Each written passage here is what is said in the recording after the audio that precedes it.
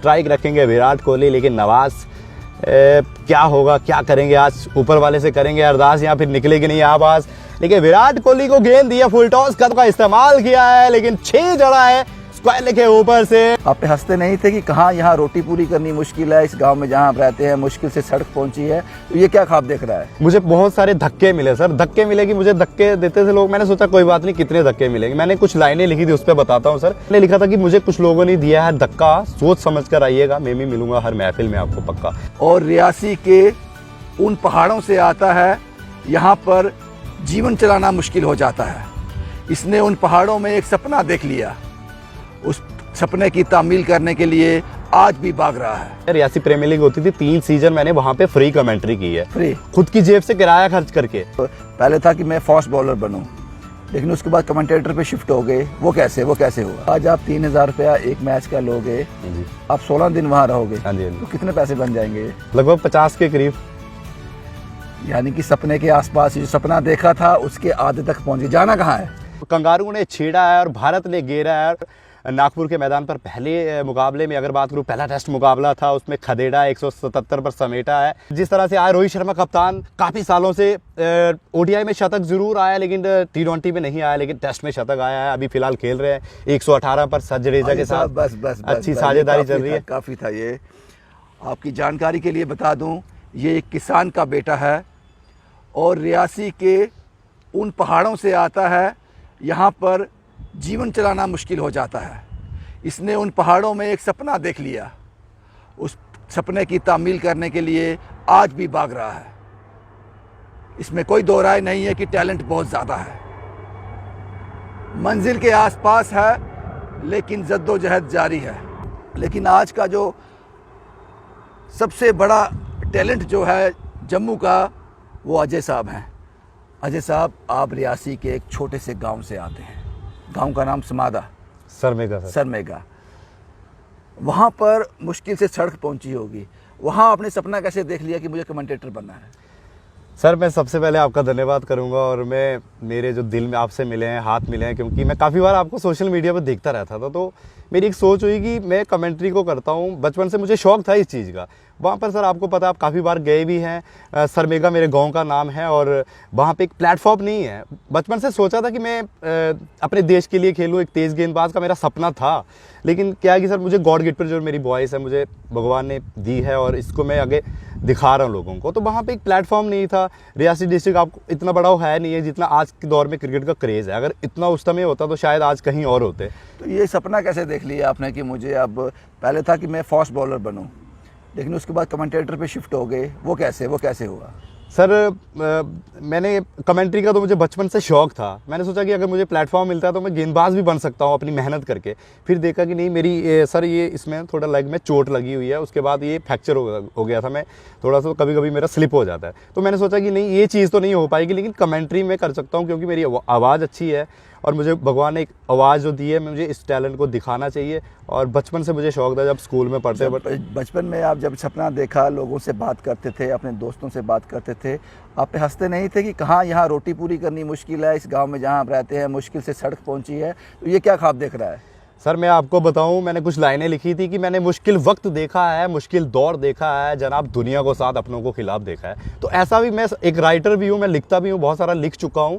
और मैं आपको बताऊं सर, हंसते तो हैं, वो मजाक बोलते थे, करते थे, हंसते थे, ये क्या कर रहा है, ये क्या कर रहा है। जब मेरे अर्शदीप सिंह के साथ मैंने इंटरव्यू किया, मैंने IPL स्टार के साथ जो वर्ल्ड कप 2021 में मैंने उनका इंटरव्यू किया था एज ए कमेंटेटर। और वो वर्ल्ड कप इंडिया के लिए खेले हैं और अभी भी खेल रहे हैं, अच्छे गेंदबाज हैं। तो उनसे मिला मैं। IPL स्टार अभिषेक शर्मा का भी मैंने इंटरव्यूज़ किया, हरप्रीत बरार जिन्होंने AB डिविलियर विराट कोहली को आउट किया था, उनका भी किया। ललित यादव से मिला मैं। अनुज रावत रॉयल चैलेंजर बेंगलोर 2022 में खेले। रमनदीप के साथ मिला मैं। काफ़ी लोगों के साथ मैं मिला। अभिषेक शर्मा ने मेरी तारीफ की, उन्होंने कहा कि अजय जी आपकी कमेंट्री अच्छी है और आपने मतलब माहौल बना के रखा। तो बस ये सर अपना सोच पड़ गई वहाँ से।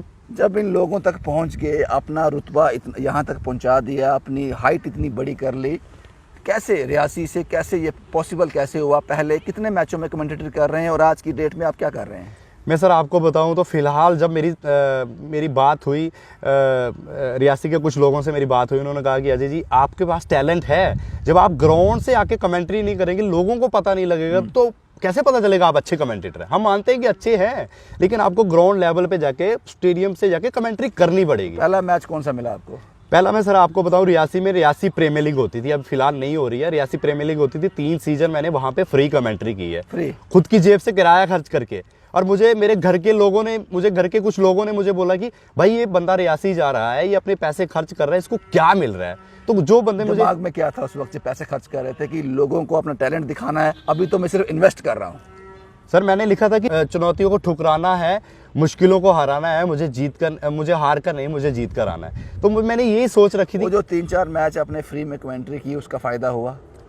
बिल्कुल सर, फायदा हुआ। मैं आपको बताऊं तो मैं जब 3 सीजन मैंने फ्री की कमेंट्री में, उसमें पहले सीजन में मुझे कटरा प्रीमियर लीग के लिए फ़ोन आ गया।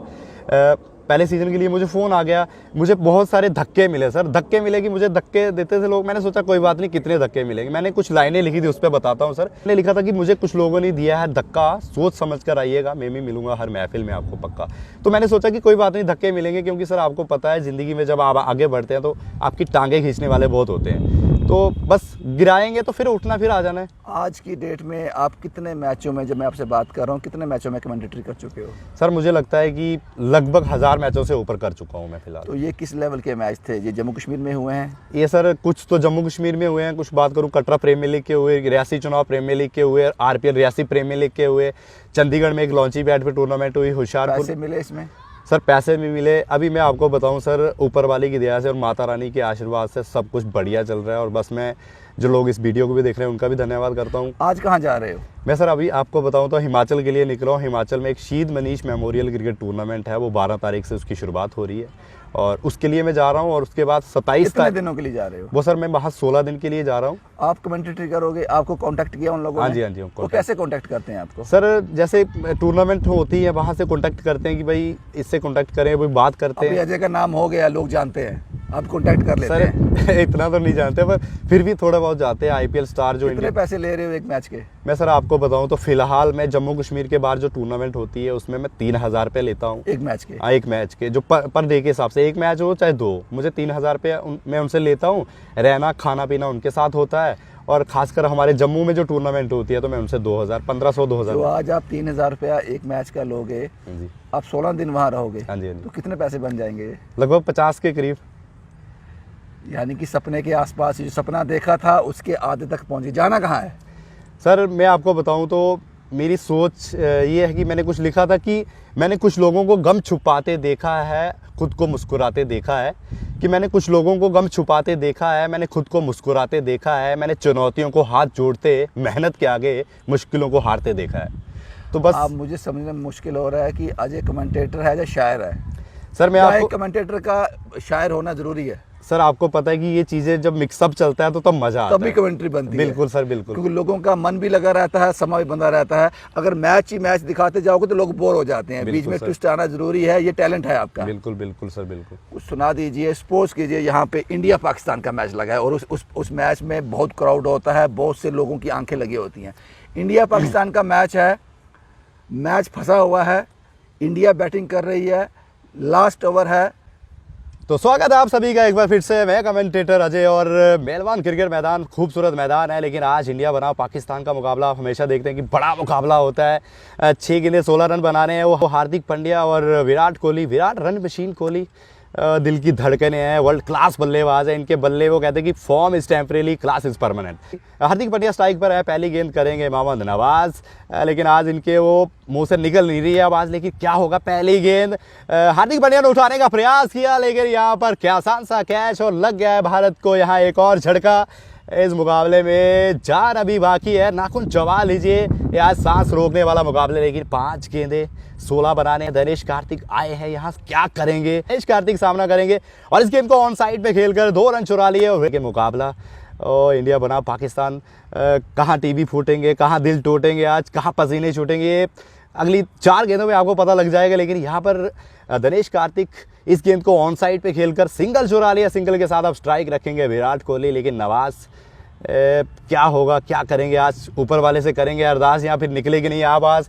लेकिन विराट कोहली को गेंद दिया, फुल टॉस कदमों का इस्तेमाल किया है, लेकिन 6 जड़ा है, स्क्वायर लेग के ऊपर से नो बॉल का यहाँ पर नो बॉल के लिए वो रेफर किया गया, मांगा गया कि नो बॉल है, लेकिन अब क्या होगा, नो बॉल करार, बिल्कुल जी हाँ नो बॉल करार दिया गया है। तो फिर यानी कि फ्री हिट मिलेगा। मैदानी अंपायर ने इसे नो बॉल करार दिया गया, क्योंकि अंपायर ने जो एक बार मैदानी अंपायर ने जो नो बॉल करार दिया गया है इसे चैलेंज नहीं किया जा सकता। लेकिन पाकिस्तानी फील्डर्स सवाल दाग रहे हैं, लेकिन आप दागते रहिए, कुछ बनने वाला है नहीं है। लेकिन 6 लगे हैं यहाँ पर। विराट कोहली एक बार फिर से सामने स्ट्राइक पर है। अब फ्री हिट है, अगली फ्री हिट पे क्या होगा एक सवाल है। लेकिन फिर मोहम्मद नवाज की गेंद, कदमों का इस्तेमाल किया, लेकिन गेंद जाके लगी स्टंप पर और गेंद निकल गई थर्ड मैन की तरफ। पहला रन तेजी से चुराया है, दूसरा रन भी तेजी से चुराया और तीसरे रन को भी पूरा कर लिया है। अगर आप आज गलत बस भी पकड़ेंगे तो आज सीधा घर पहुंचेंगे। सामने स्ट्राइक पर है दिनेश कार्तिक, क्या करेंगे, दिल टूटेंगे या ये दिल जुड़ जाएंगे या पसीने छूटेंगे या क्या छूटेंगे। लेकिन मोहम्मद नवाज एक बार फिर से आया है, लेकिन दिनेश कार्तिक और कदमों का इस्तेमाल किया जरूर, लेकिन मोहम्मद रिजवान ने यहाँ पर कर दिया है दिनेश कार्तिक को स्टंप आउट और वापस जाना पड़ेगा दिनेश कार्तिक को यहाँ पर थोड़ी देर के लिए। एक बार फिर से मैच इंटरेस्टिंग हाई वोल्टेज लेकिन ट्विस्ट आया है फिर से मुकाबले में। लेकिन अश्विनी नए बल्लेबाज हैं और स्ट्राइक पर हैं रवि अश्विनी, लेकिन यहाँ पर मोहम्मद नवाज की गेंद, वाइड गेंद का इशारा किया है और विराट कोहली बार बार जाके उनसे बातचीत कर रहे हैं क्या होना चाहिए। लेकिन मोहम्मद नवाज एक बार फिर से और रवि अश्विनी ने किया है कदमों का इस्तेमाल, मिड ऑफ के ऊपर से चौके को जड़ा और भारत ने इस मुकाबले को जीतकर पाकिस्तान को धूल चढ़ा दी है और एमसीसी के मैदान पर हल्का मचा दिया। ये इंडिया मैच जीत गया और अजय साहब ने, किसान का बेटा जो रियासी से आता है, मैंने पहले बताया कमाल के कमेंटेटर हैं, कमाल का टैलेंट है अजय साहब। हम उम्मीद करते हैं कि जो सपना आपने देखा है, यहाँ तक आपको जाना है, अब रास्ते में रुकावटें ना हो, रास्ता आपको मिल गया है, गाड़ी दौड़ रही है। आज के मैं बात करूं, जब मैं इनसे बात कर रहा हूं, ये अच्छा जो उन्होंने सपना देखा था वहाँ तक तो नहीं पहुँचे, लेकिन अपनी जीविका को चला रहे हैं। वो सपना आज भी ज़िंदा है, दूर तक जाना चाहते हैं, इसीलिए रियासी के इस लड़के को मैंने आप तक पहुँचाया। अब फैसला आप कीजिए कि इनका भविष्य क्या होगा, ये कहाँ पर खड़े हैं और मंजिल कहाँ है इनकी। शुभम कुमार के साथ Ravindra Singh, the state sentinel के लिए।